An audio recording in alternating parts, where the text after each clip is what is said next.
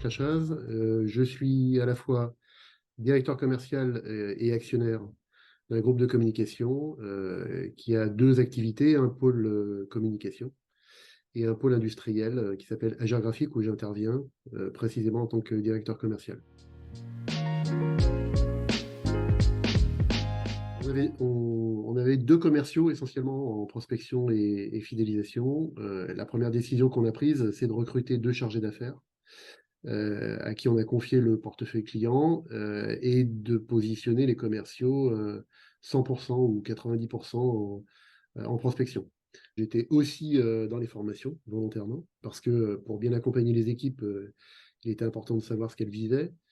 Et puis, je suis aussi acteur au niveau commercial et ça a bien changé aussi ma façon de voir et d'aborder les choses.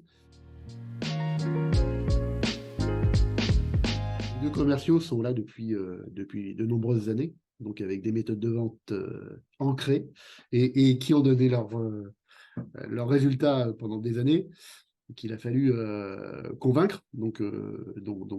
Et puis, une fois qu'on avait convaincu, les persuader de l'efficacité du système. Donc, la meilleure solution étant d'accompagner, hein, de rassurer, de conseiller.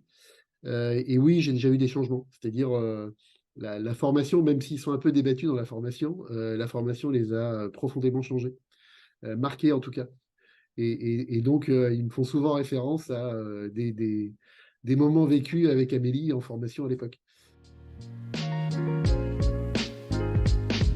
J'ai bien aimé la technique du sous-marin, donc tout ce qui est structuration de la vente à travers un tunnel très organisé, structuré. La rétention sur l'information du prix et sur les informations en général qui font la différence.